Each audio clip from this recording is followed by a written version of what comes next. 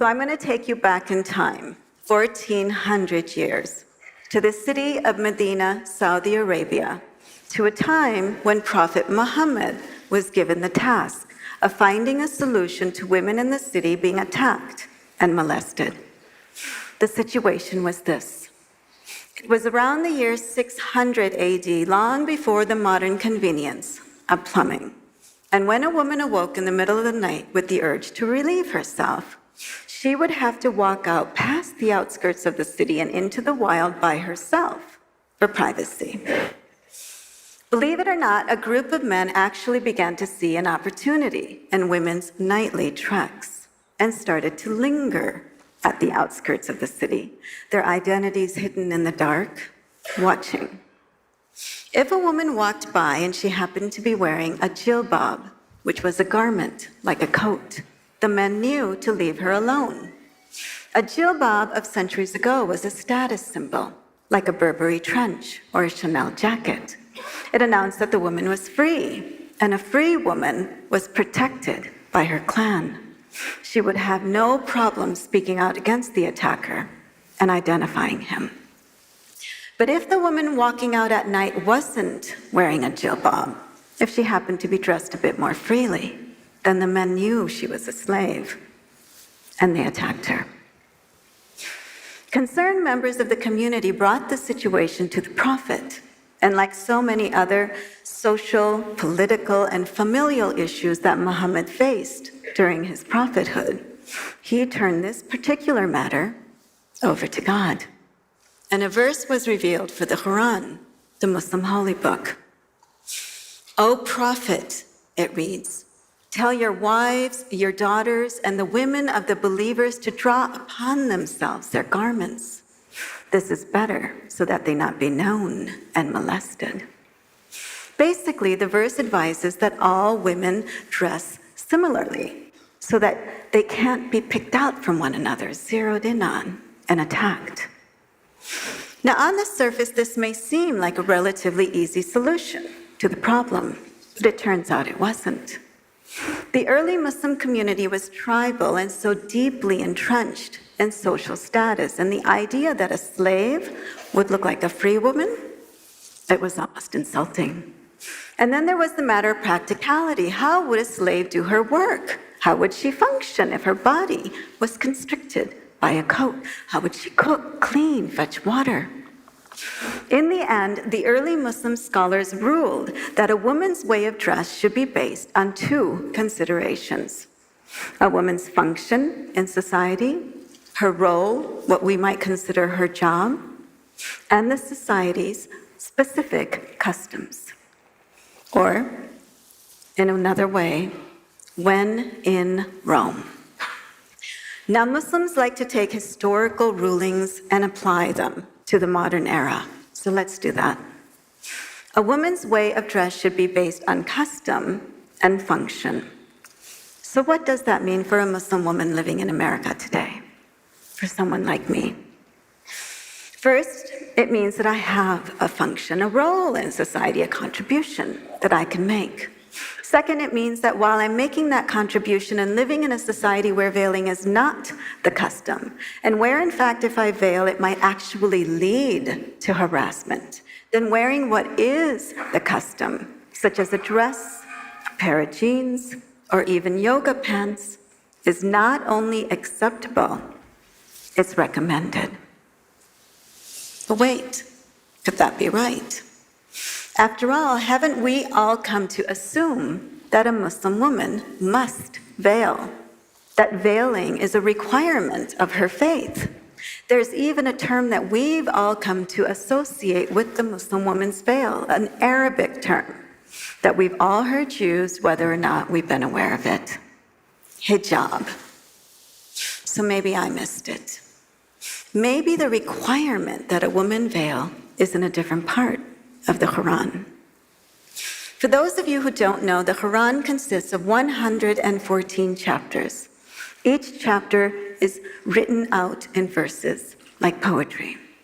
There are more than 6,000 verses in the Quran. Of the 6,000 plus verses, 3 refer to how a woman should dress. The first is the verse I've already told you about. The second is a verse that directly speaks to the prophets' wives, asking that they begin to dress a bit more modestly because of their role, their function in society as his wives. And the third verse is similar to the first in that it was revealed in direct response to a historical situation. Early records show that the custom, the fashion during the pre-Islamic era was for women to wear a scarf on the head called a khimar, which would be tucked behind the ears and allowed to flow behind the back. In the front, a woman wore a tight vest or a bodice, which she left open, exposing her breasts, sort of like the images you see in Game of Thrones.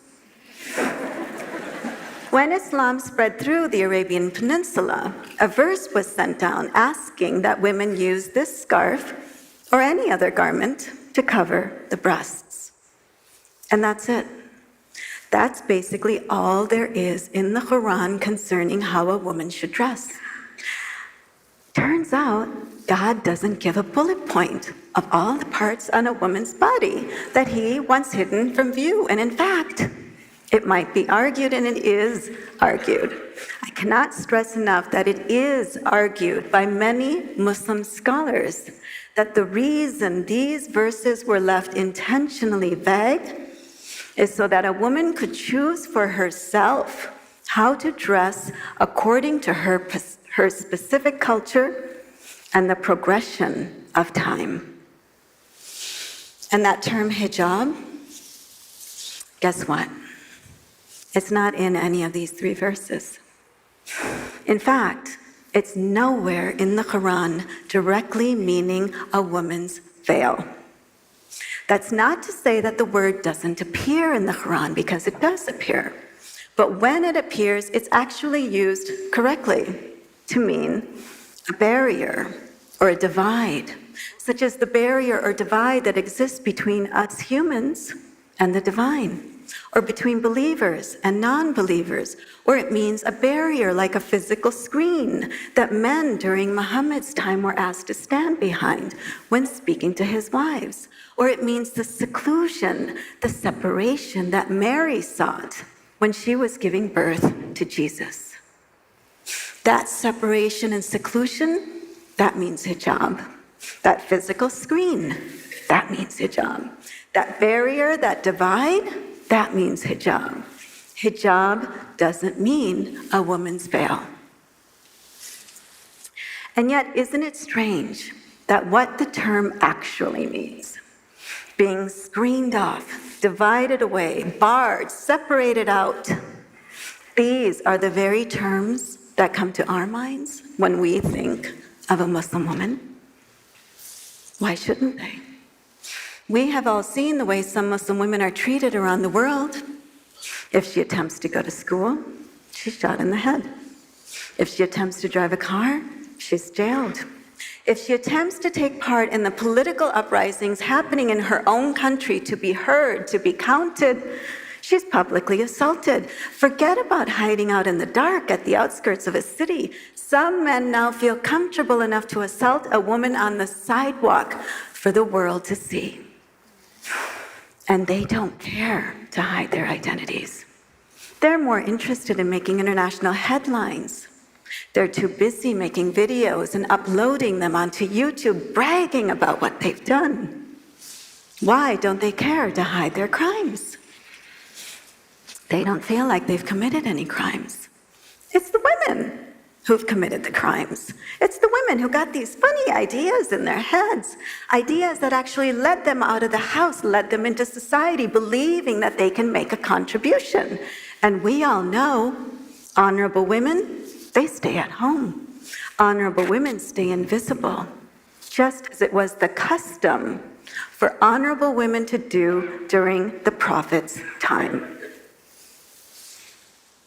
Is that true? 1,400 years ago is long before feminism. Were women locked away behind doors, screened off by veils? Well, it turns out that the prophet's first wife was what we would define today as a CEO. She was a successful merchant whose caravan equaled the caravans of all the other traders put together.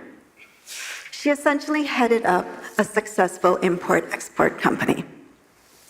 When she hired Muhammad to work for her, she was so taken with his honesty that eventually she proposed. I'm not sure how many women feel comfortable proposing marriage to a man today. And Muhammad's second wife, she was no slacker either. She rode into battle on the back of a camel, which is equivalent to a woman riding into battle today inside of a Humvee or a tank. And what of the other women? Early records show that women demanded to be included in the Islamic revolution taking place around the Prophet. One woman became famous as a general when she led her army of men into battle and crushed a rebellion. Men and women freely associated with one another, exchanged gifts. It was custom for a woman to select her own husband and propose. And when things didn't work out, to initiate divorce. Women even loudly debated with the Prophet himself. Seems to me that if fundamentalists want to return current Muslim society to 600 AD, it might be a huge step forward. Progress.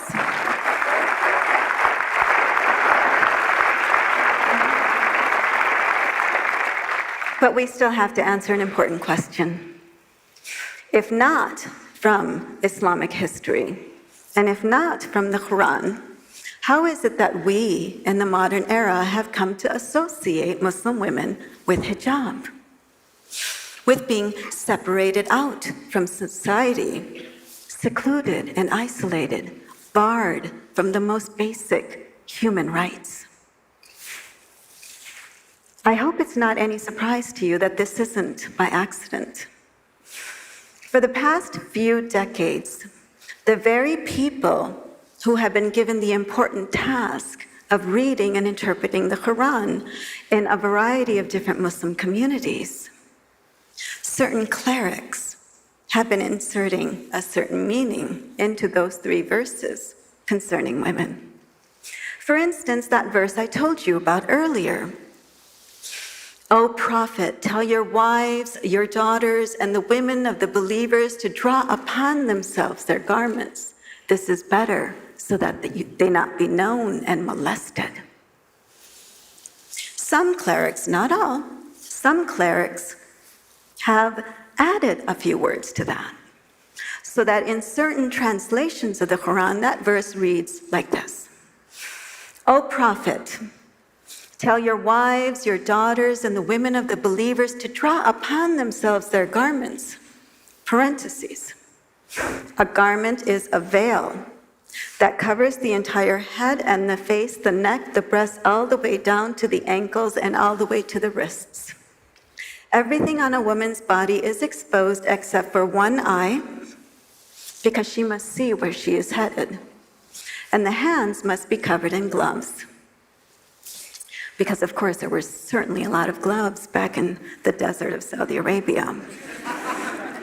Etc., etc., etc., etc., on and on and on, end of parentheses, so that she not be known and molested. And what these so-called clerics have concluded, based on these types of insertions, is that a woman only has one function. To understand what that function is, all you have to do is read some of the fatwas, or legal rulings, that these so-called clerics have actually gone ahead and issued. Let me give you a sampling. A woman need only finish elementary school before she gets married, which puts her what?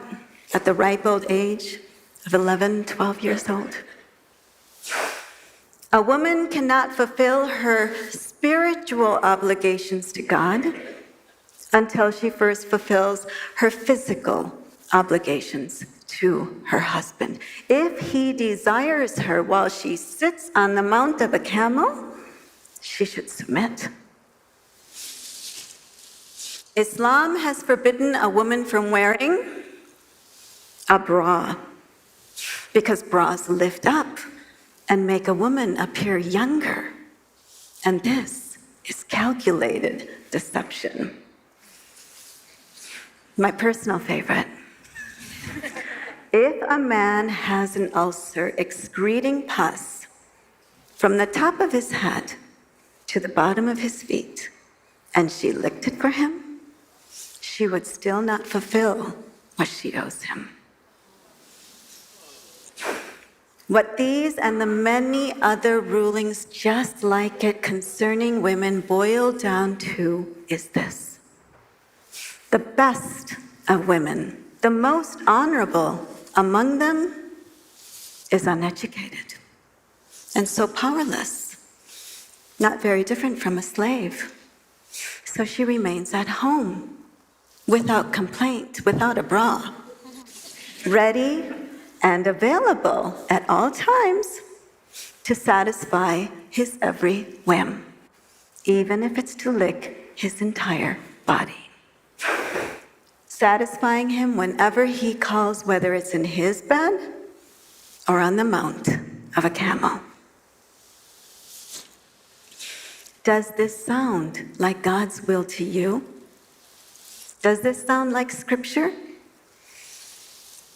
Or does this sound strangely, uncomfortably erotic, like the worst kind of misogynist fantasy? Are these so-called clerics and the fundamentalists and extremists who support them truly purifying Islam from within, bringing it back to its intended form? Or are these men no different from those men standing out in the dark at the outskirts of the city, eager to prey upon a woman? Thank you.